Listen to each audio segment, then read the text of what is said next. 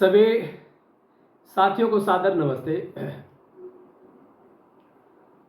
बहुत बार एक बात कही जाती है और आजकल तो कुछ ज़्यादा ही प्रचलन में है कि हमें समाज से क्या लेना देना है। समाज नाम की कोई चीज़ नहीं है।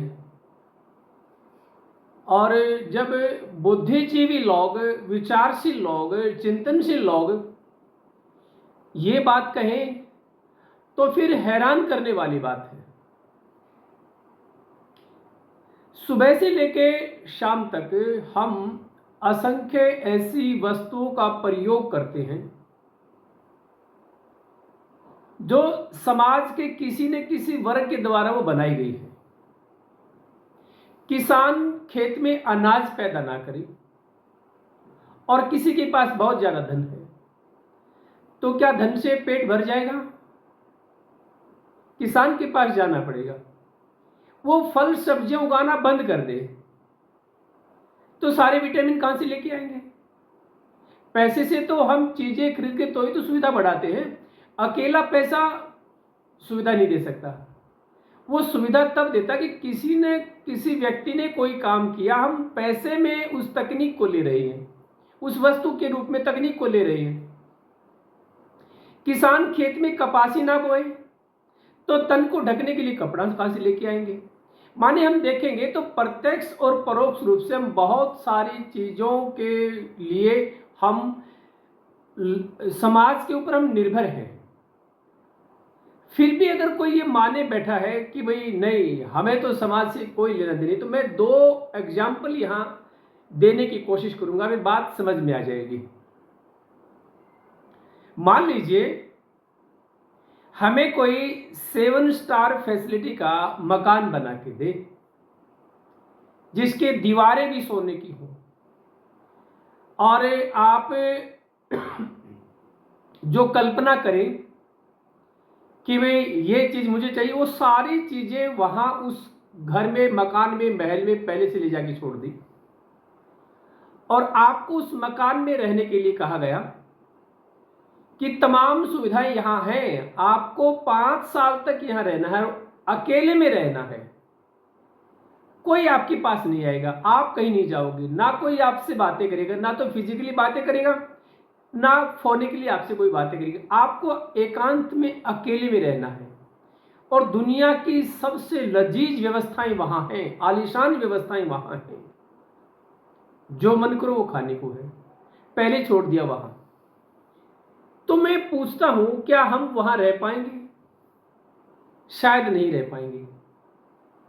कारण है, सारी सुख सुविधाएं थी, कोई कसर तो थी ही नहीं, उसके बावजूद भी हमारा वहां मन नहीं लगेगा।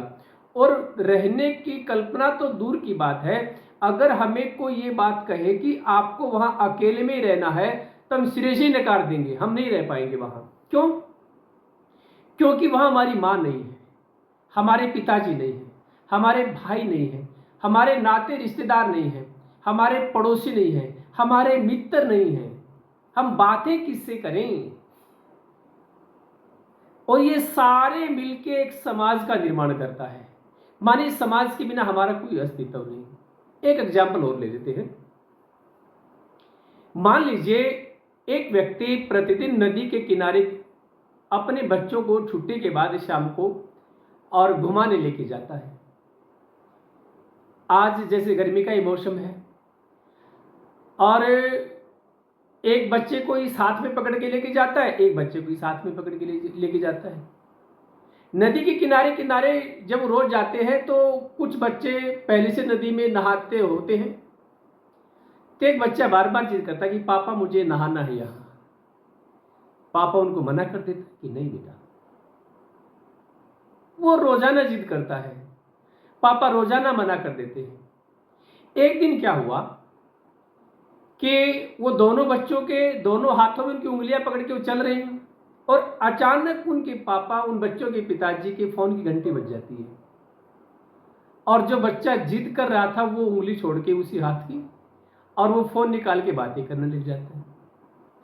अब बच्चा तो चाहता था कि मैं नदी में नहाऊं, बाकी बच्चे नहा रहे हैं, अब उस बच्चे ने नदी में छलांग लगा दी नहाने के लिए, और दूसरा बच्चा जो था वो बोला कि पापा भाई।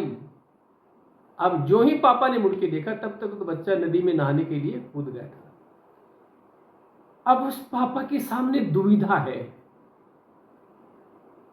कि अगर वो नदी में कूद जाए बच्चे को बचाने के लिए, तो उसको डर है कि दूसरे वाला बच्चा भी अगर पीछे आ जाए तो,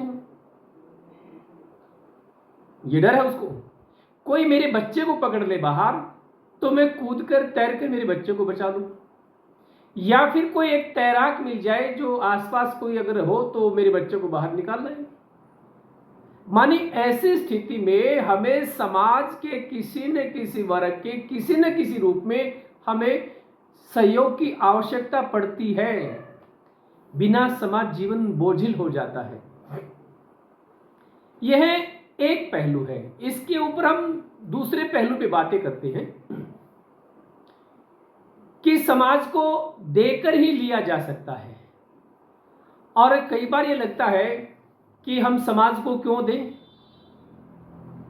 तो जिस भी आदमी ने किसी भी प्रकार की तरक्की पाई है, वो चाहे धन के रूप में है, बल के रूप में है, बुद्धि के रूप में है, अध्यात्म के रूप में, किसी न किसी प्रकार की अगर कोई तरक्की पाई है तो वो प्रत्यक्ष या परोक्ष रूप से किसी न किसी व्यक्ति के सहयोग से पाई है। आप बस में हम 20 रुपए की 30 रुपए की टिकट लेते तो ड्राइवर बस को चला रहा है, किसी ने टायर बनाया है उसका, किसी ने बॉडी को डिजाइन किया है, किसी ने इंजन बनाया उसका, बहुत सारे लोगों का सहयोग है बस। लेकिन फिर भी लगता है कि आपको भाई उस आदमी के पास तो बहुत कुछ है और उसने समाज को कुछ नहीं दिया। तो यहां ऐसा सोचना स्वाभाविक है, लेकिन एक बात मैं यहां कहना चाहता हूं कि जिसने समाज को कुछ दिया ही नहीं, उनके समाज का सहयोगी उन्होंने तरक्की तो कर ली लेकिन वापस नहीं दिया। तो आप इस बात को मानिए कि जिसने तरक्की पाई समाज को दिया नहीं, तो समाज को भी इस बात से कोई फर्क नहीं पड़ता कि उसके पास है या नहीं।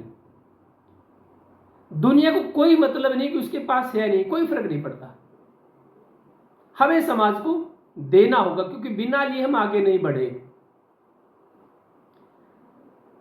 दूसरा, अगर समाज से हम कुछ चाहते हैं तो हमें समाज को देना पड़ेगा। राष्ट्र से कुछ चाहते हैं तो हमें राष्ट्र को देना पड़ेगा। हम पड़ोसी से कुछ चाहते हैं तो हमें पड़ोसी को देना पड़ेगा। अपने मित्र से कुछ चाहते हैं हमें मित्र को देना पड़ेगा।